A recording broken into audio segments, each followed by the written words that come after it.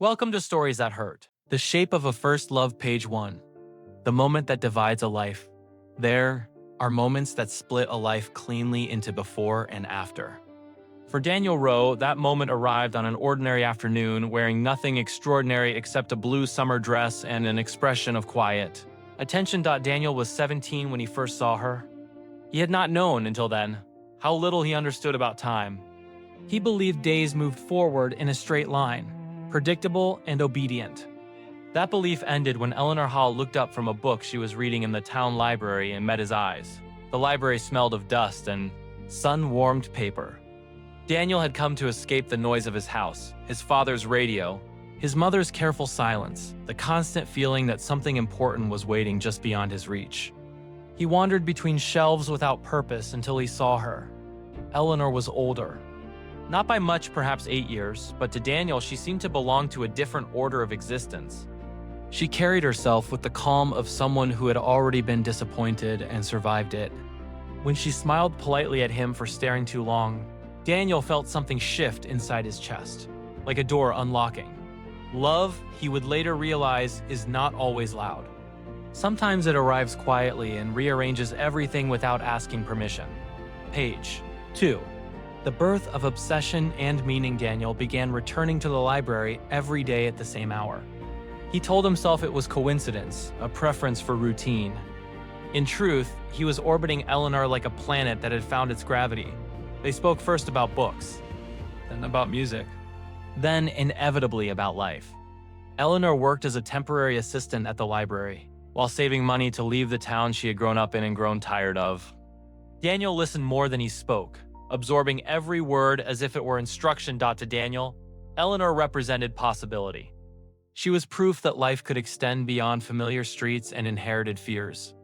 To Eleanor, Daniel was something else entirely, a mirror of innocence she had lost and quietly mourned. She noticed the way he watched her, not hungrily, not crudely, but with reverence. It frightened her and comforted her at the same time. The age difference mattered. Eleanor knew this. The world knew this. But love does not consult social structures before making itself known. Asterisk page 3. Resistance, desire, and choice. Eleanor resisted him at first. She kept conversations brief, redirected his intensity toward safer topics. She told herself she was protecting him. She told herself she was protecting herself. Daniel, however, did not interpret distance as rejection. He interpreted it as depth. To him, Eleanor's restraint made her love purer, something earned rather than taken. Their relationship changed the night a storm cut the town's electricity. The library closed early, and rain forced them to shelter together under the narrow awning of the building. Thunder rolled overhead like a verdict. Eleanor laughed, truly laughed, for the first time Daniel had seen. Something broke open between them. That night, they did not touch. They did not kiss. But when Eleanor said his name softly, as if testing its weight, Daniel understood that his life had chosen its direction. Page 4. Becoming. Something dangerous and sacred. They began seeing each other in secret. Walks at dusk. Conversations that stretched until words failed. Eleanor told Daniel stories of her past, of a failed engagement, of ambitions postponed, of learning how to be strong alone. Daniel offered her something rarer, unwavering belief. He believed in her future with a devotion that bordered on religious faith. Love, in its early form, is not balanced. Daniel gave more than he took. Eleanor knew this, and guilt threaded itself through her happiness. When they finally crossed the physical boundary, it felt less like desire and more like inevitability. Daniel did not experience it as conquest, but as confirmation. Eleanor cried afterward, not from regret, but from understanding the cost of what they had done. Page 5. The world pushes back, secrets decay. Eventually, the town noticed. Daniel's parents reacted with fear disguised as anger. Eleanor's friends reacted with judgment disguised as concern. The relationship became a public argument in which neither Daniel nor Eleanor was allowed full ownership of their feelings. Eleanor tried to leave, twice, each time. Daniel followed, not physically, but emotionally. He wrote her letters filled with a clarity that surprised even himself. He did not beg. He explained. He articulated his love as something permanent, not dependent on circumstance. Eleanor realized something terrifying. Daniel's love was not youthful fantasy. It was identity. Asterisk asterisk. Page 6. Separation and growth. When Eleanor finally left town for good, Daniel stayed behind.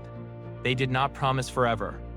They understood that promises made under pressure collapse easily. Instead, they promised honesty. Years passed. Daniel grew into a man shaped by absence. He studied literature, drawn to stories of longing and devotion. He loved other women, but none of those loves rearranged him. They were additions. Eleanor had been a foundation. Eleanor lived a full life: work, travel, marriage, divorce. She carried Daniel with her quietly, like a language she no longer spoke but still understood. Page 7. The reunion. They met again 22 years later at a funeral of someone they had both once known. Time had marked them gently. Daniel was calmer, Eleanor softer. When they spoke, there was no shock, only recognition. They walked together after the service, talking not about what had been lost, but about what had endured: love. They realized does not always demand possession. Sometimes it asks only to be acknowledged. That night, they shared a single kiss, brief, careful, complete. Page 8. The final years. Daniel never married. He loved deeply, but he did not divide himself easily. Eleanor remarried a man who treated her kindly. When she fell ill years later, Daniel visited her often. Not as a former lover, not as a regret, but as family of the soul. They spoke about death with honesty. Eleanor was not afraid. She had lived fully, loved deeply. Daniel held her hand when her breathing slowed. He did not cry until afterward. Page 9. Love that survives death. After Eleanor's death, Daniel wrote her story. Not as tragedy, but as truth. He understood then that love is not measured by duration or exclusivity, but by transformation. Eleanor had been his first love and his last, not because no one came after, but because no one replaced what she had changed. When Daniel died years later, among his papers was a single line written in steady ink: "Some loves do not end. They simply change shape." And that perhaps is the deepest truth of all. Asterisk, asterisk.